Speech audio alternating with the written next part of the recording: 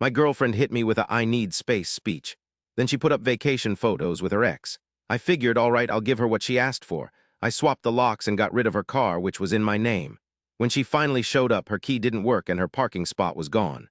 Original post: I 30M guess I should back up and start from the start. It's still pretty fresh, you know? Honestly, it stings.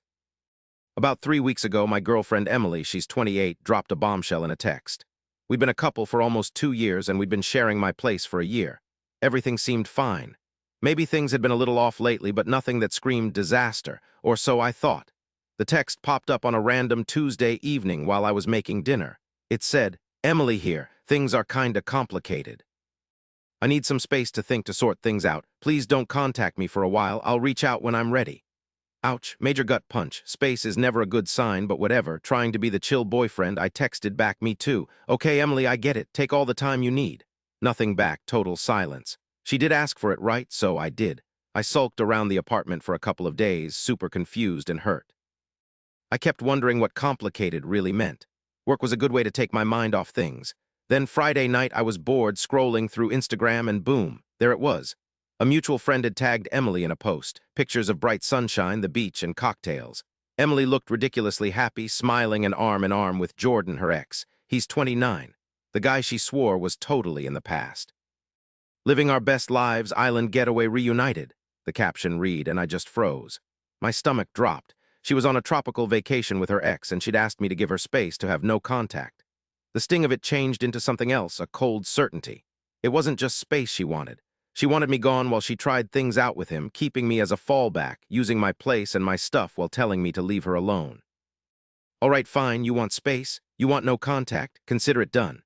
Saturday morning, first thing, I called a locksmith, got the locks changed, the deadbolt and the knob on my apartment door. It cost around $250, but it was worth it for the relief. Her key was now useless. Then there was the car. Okay, here's some background on that.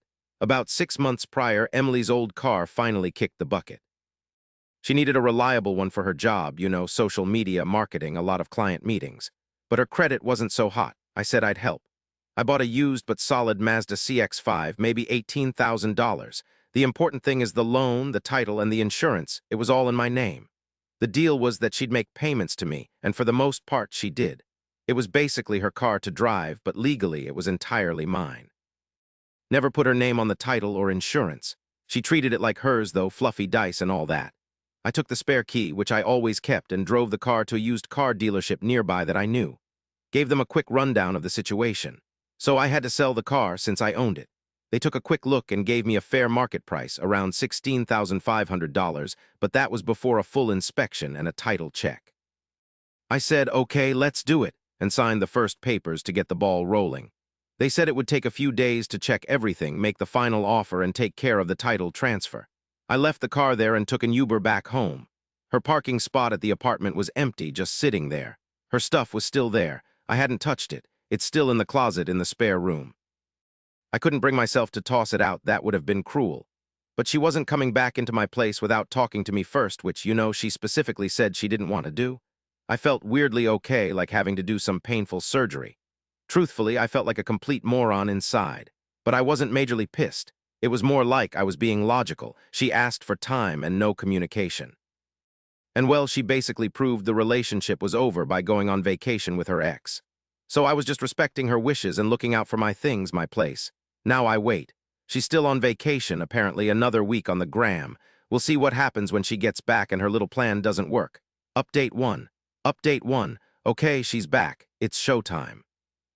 Last Tuesday evening around 9 o'clock, Ryan 30 was just chilling, watching TV and trying to ignore the lump in my gut. I heard keys rattling outside. Then the sound of a key in the lock, scratching, silence, more scratching. She was freaking out now. Then bam, bam, bam, knock, knock, knock. "Ryan, what's going on?" I opened the door, just a crack, keeping the chain on.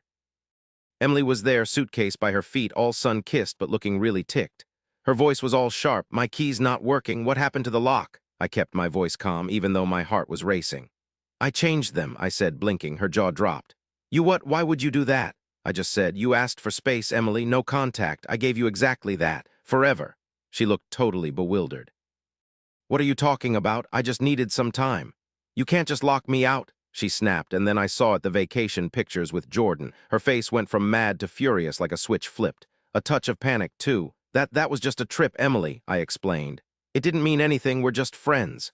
She raised an eyebrow real slow. Friends who go on romantic island vacations while asking their boyfriend for space. Okay, got it. Ryan, don't be ridiculous, she said, her voice tight. Let me in, my stuff's inside. Then her eyes darted around, landing on the empty parking spot. Where's my car, Ryan? The way she said it, you'd think the whole world owed her something, like everything was just supposed to be handed to her. First of all, I said, it's my apartment. Second, it was never your car, it's my car legally, my name's on the title. And then I hit her with it. And I'm selling it, it's at the dealership right now. Her mouth just hung open. You're selling it, you can't do that, I paid for that car, I sighed. Emily, you made payments toward using it, you didn't buy it. The title and loan are in my name, the sale is already happening. This is insane, she yelled.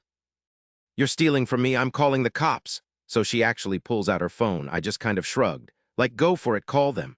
Explain to them that your ex-boyfriend, after you asked for no contact and went on vacation, changed the locks on his apartment. Give them another example, too. Tell them he's selling his car, the one that's totally in his name. Let me know how that works out. She hesitated, phone halfway to her ear. Then her face just went totally cold, you know. Emily, she spat, you horrible person, you planned this. Me. I respected your wishes and dealt with the fallout after you planned a vacation with your ex and asked me to stay quiet. You can't just keep me hanging around my own house. Then this other voice, her sister, Brooke, she's 26, must have been waiting in the car. She stomped up the walkway. Brooke, what's going on? Emily, Ryan, why is she locked out? Emily was already crying to her sister. He changed the locks, he's selling my car, he's kicking me out. Brooke turned on me. Are you serious? After everything she's done for you, you're just tossing her out and selling her stuff? It's my apartment, Brooke, I said.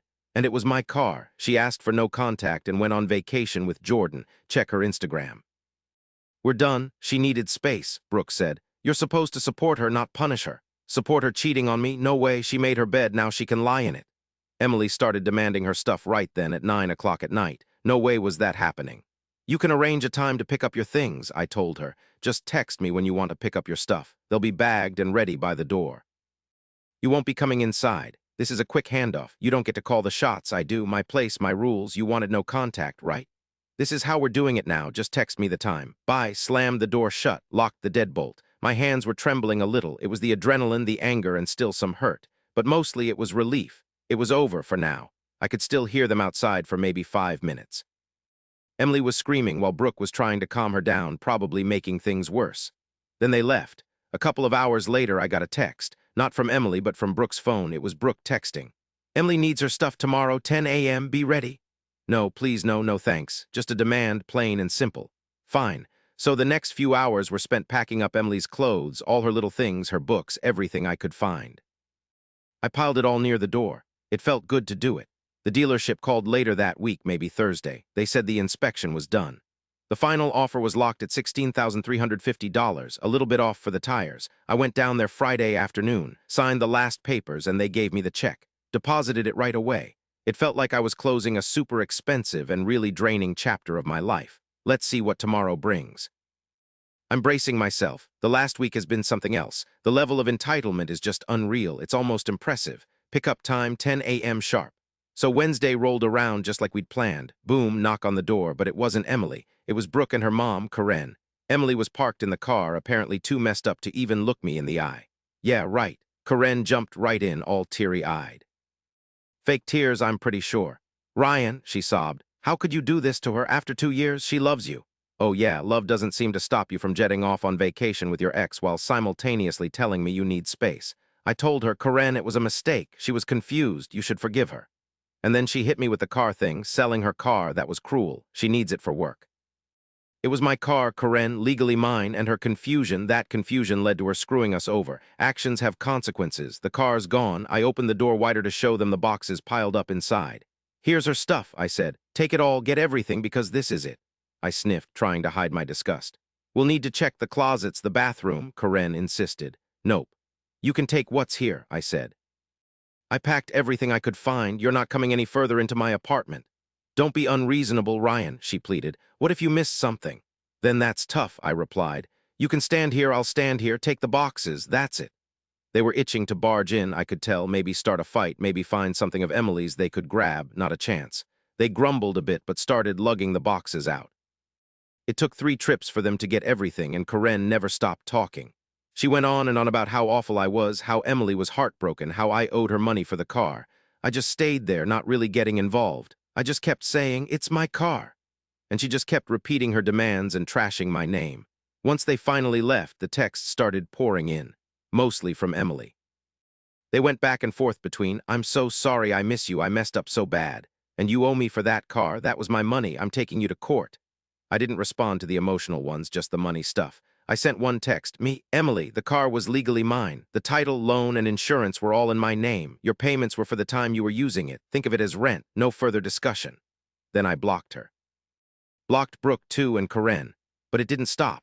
Suddenly, a bunch of our mutual friends started messaging me. People I only knew because of Emily. They were all so accusatory. "Dude, I heard what you did to Emily. That's so messed up selling her the car like that." They were acting like I was some kind of monster. She clearly spun some sob story, making me look like the bad guy who randomly kicked her out and took her car just because. I bet she conveniently left out the vacation with Jordan. I tried explaining the situation to a few of them, the texts, the ex, the car legally being mine. Some got it, but some definitely bought her story. Whatever. Honestly, some people just hear what they want to hear. This whole thing feels like a deliberate attempt to sabotage me. Yesterday, my landlord's office called. Someone anonymously complained about noise and fighting coming from my apartment. They said there was yelling and people were worried about some kind of confrontation. I totally froze. It just felt so planned, like someone was trying to get me in trouble. Luckily, I get along pretty well with the building manager. I explained that my ex-girlfriend, who was staying with me but not on the lease, had just moved out after we broke up. There was a short, loud argument outside my door when she realized I'd changed the locks after she told me she wanted no contact, and then, acted accordingly. Her family came by for a bit too, so they could oversee her picking up her stuff. I made it clear that nothing happened inside my apartment and that she wasn't living there anymore. The manager seemed to get it. They said they'd make a note, but unless there were more real complaints or actual problems, they wouldn't do anything about it. I'm pretty convinced it was Emily or Brooke trying to mess with me. Such a cheap shot, so underhanded. Then I got a message request from Jordan on Instagram. I didn't even open it, just deleted it and blocked him. I don't need to hear whatever he has to say, probably bragging or trying to start more drama. But honestly, all this drama and these petty games just make me feel even more sure about my decision. They aren't making me feel bad, they're making me feel like I did the right thing. This isn't just about one mistake Emily made. This is bigger than that. So here's the deal with Brooke, Karen, and the whole mess they created. I'm not planning some big, dramatic payback. It's more about letting them hit a wall, My apartment is safe. The lease is only in my name. The whole car situation is done and the money's in my account. Everything is legally ironclad. All her stuff is gone. I blocked them everywhere. If they try to reach out again, especially with threats, my lawyer's ready with a cease and desist. I actually spoke with one briefly just to be sure. They confirmed I was in the clear on the car and the apartment. The constant neediness, the victim act, and the attempt to screw with my living situation, it's just sad. They actually think they can push and manipulate their way back into the life Emily ruined. Surprise, that's not how it works. Right now I'm just trying to clean up the emotional wreckage. It's hard to swallow that someone you loved and shared a life with could be so deceitful and entitled. But you know better to know now. This is the last update. It's been around 2 months since Emily got back from her little getaway with Jordan. Things have calmed down mainly because I stopped getting involved with all the drama after my last post. I wanted to give you the final word. The smear campaign went on for a while. I lost a few casual friends who fell for Emily's sob story. Honestly, good riddance. If someone believes her without even hearing my side, I don't need them around. Anyway, my true friends, the ones who knew me way before I even met Emily, were amazing. They totally got my side of the story, saw how she was treating me, and had my back the whole time. Emily tried to get all legal on me, or at least she tried to pretend she did. I got this kinda scary letter from some cheap lawyer. Clearly she'd scrounged up some cash. She was demanding 10 grand for what she claimed were her contributions to the car, plus emotional distress. The whole thing was full of typos and legal gibberish. My lawyer fired back with a super professional, short and sweet letter. He included copies of the car title, loan papers, and insurance all in my name only. It basically said her contributions were just for using the car like rent, and she actually owed me money if you figured it out per mile. It was a bit of a bluff, but it got the message across. I also sent copies of her texts saying, "I need space. Don't contact me." Screenshots of vacation pics with Jordan and her public posts. I warned her that any more false accusations or bothering me would mean I'd sue her for legal fees and get a restraining order because of all the crap she'd pulled with my landlord before. Dead silence after that. Her cheap lawyer probably told her she didn't have a prayer and dropped her. Going up against me in court was never gonna happen for her, especially without my money to help her out. I heard all this through the grapevine from a friend who still kinda talks to one of Emily's calmer buddies. So what happened next? So Emily stayed at Brooke's place for a bit, and things got really, really tense. Apparently, Emily thought Brooke should just pay for everything, and she didn't do a single thing to help out. Jordan, he was totally shocked, and totally unsurprisingly, he disappeared the second the vacation ended. Reality hit, you know? He wasn't about to support her or put up with all her drama long term. He got his fun trip, and that was it. She then tried to guilt her parents, Karen, into giving her money, and probably got some too. But of course, they couldn't keep paying for her fancy lifestyle forever. The last I heard, she moved back home, back in with her parents. She's constantly whining about how unfair life is and blaming me for everything.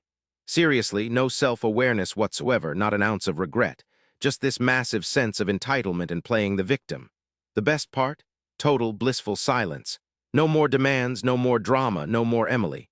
My apartment actually feels like my apartment again. I even repainted the living room last weekend and got rid of some of that furniture she picked out. Taking back my space feels amazing. Getting even wasn't some big, dramatic thing. It was quiet, a slow burn. I just respected her request for no contact and let her actions have their natural consequences. She wanted space, she got a whole lot of it. She chose a quick fling with her ex. She gets to handle the mess all by herself. She treated my car like it was nothing. Okay, cool. The second she shattered the trust selling that car, that was it. That car was like her whole image while she was out there, getting cozy with someone else. Honestly, that part felt amazing. I can't even lie. That empty space when she got back, pure perfection. That was the price she paid, and it hit her hard for everyone to see. She didn't just lose a boyfriend. She lost the easy life she took for granted, the life that I was paying for. It messed me up emotionally, for sure. Sure, it took a while to get through it, but I got logical about it. I guarded myself and wouldn't let myself be walked all over. She thought she could mess around, keep me on the hook. She messed up big time. She had to face the direct, inescapable results of what she did. And her sense of "I deserve this" didn't protect her. That's the best possible ending I could have hoped for. Good riddance to Emily. Time to fully turn the page.